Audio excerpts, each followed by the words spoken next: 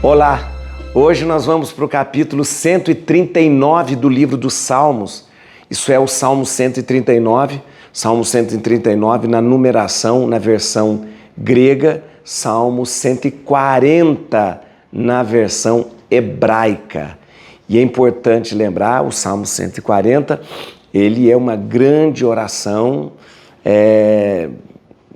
de que se pede um socorro contra os perseguidores. Logo, naquela família dos salmos que a gente sempre classifica, a gente lembra que esta é uma oração individual de pedido de socorro. Você vai ler o salmo comigo, você vai perceber que é um salmo que tem muitas imprecações contra os perseguidores. Então ele, em primeiro momento, ele parece ser um salmo que desfia aí um monte de pragas contra os seus perseguidores, né? Que não fica bom e bem na boca de um cristão. Lembra você que a mentalidade no Antigo Testamento, que é muito fundamentada e baseada na cultura de então, numa cultura muito mesclada com a lei de Talião, onde você recebe uma ofensa e deve retribuir essa ofensa. Então, a gente vê assim em algumas orações, né, como em alguns salmos, imprecações, ou seja, pedido para que Deus mate, para que Deus castigue, para que Deus... Claro que a partir do momento em que nós temos revelado por Jesus a misericórdia, o perdão, a nossa postura diante do outro e principalmente diante do inimigo é diferente. A nossa postura diante do inimigo é até de oração por ele. Então, se você vê no Antigo Testamento em que os inimigos eram, que as pessoas eram incentivadas a lutar contra os inimigos, a praguejar contra os inimigos, a ir ao encalço dos inimigos, a partir de Jesus nós vemos uma outra postura. Reze pelos seus inimigos. Ame seus inimigos, né? Tá bom? Então, só para que a gente possa entender. Tá? Então, a gente entende e lê o livro dos Salmos, né? E principalmente alguns salmos como esse, com essa cabeça. Lembrando que a cultura da época nos colocava diante do inimigo como aquele que deveria ser perseguido até a morte. Tá bom? Então, vamos lá? Bíblia na mão, Espírito Santo no coração, dá um like aqui. Inscreva-se no canal. Já não inscreveu? Inscreva. E convide mais gente aí para fazer essa leitura da Bíblia, onde a gente estuda. Lê a Bíblia estudando e estuda a Bíblia lendo. Vamos lá então, Salmo 139. Salmo 139 ao mestre de canto, Salmo de Davi. Livrai-me, Senhor, do homem mau, preservai-me do homem violento, daqueles que tramam o mal no coração, que provocam discórdias diariamente, que aguçam a língua qual serpente, que oculta nos lábios veneno viperino. Salvai-me, Senhor, das mãos do ímpio, preservai-me do homem violento, daqueles que tramam minha queda. Orgulhosos armam laços contra mim e estendem suas redes, e junto ao caminho me colocam ciladas. Digo ao Senhor, vós sois o meu Deus, escutai, Senhor, a voz da minha súplica. Senhor Deus, meu poderoso apoio, vós protegeis minha fronte no dia do combate. Não atendeis, Senhor, aos desejos dos ímpios, não deixeis que se cumpram os seus desígnios. Que não se levante a cabeça os que me cercam, sobre eles recai a malícia de seus lábios. Carvões ardentes chovam sobre eles, sejam lançados numa fossa de onde não se ergam mais. Não terá duração na terra a má língua, o infortúnio surpreenderá o homem violento.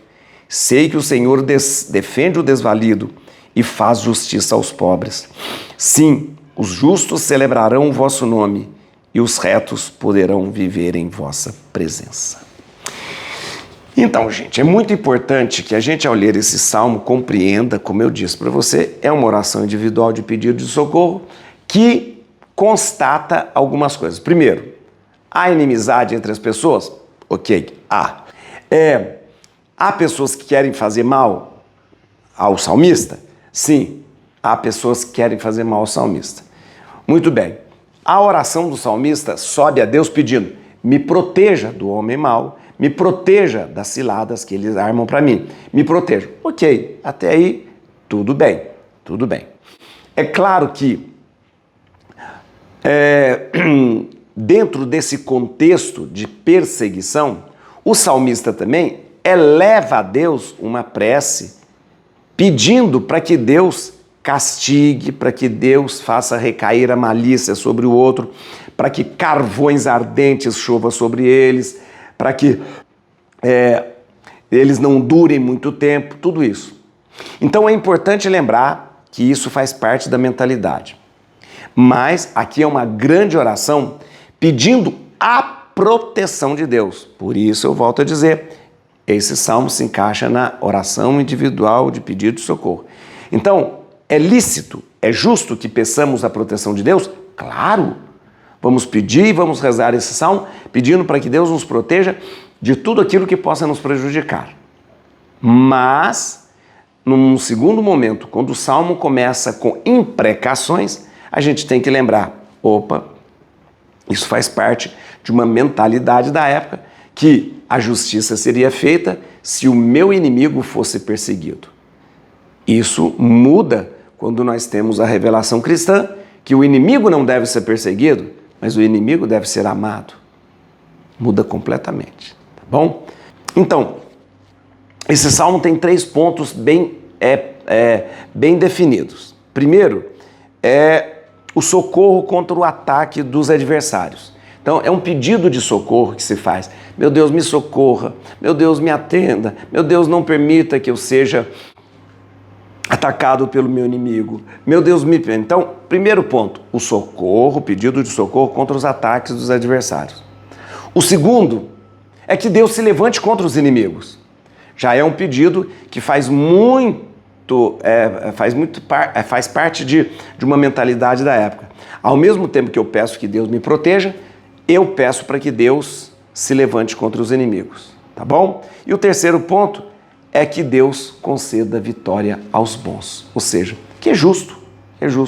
Se a pessoa é boa, se a pessoa é justa, ela deve merecer a vitória.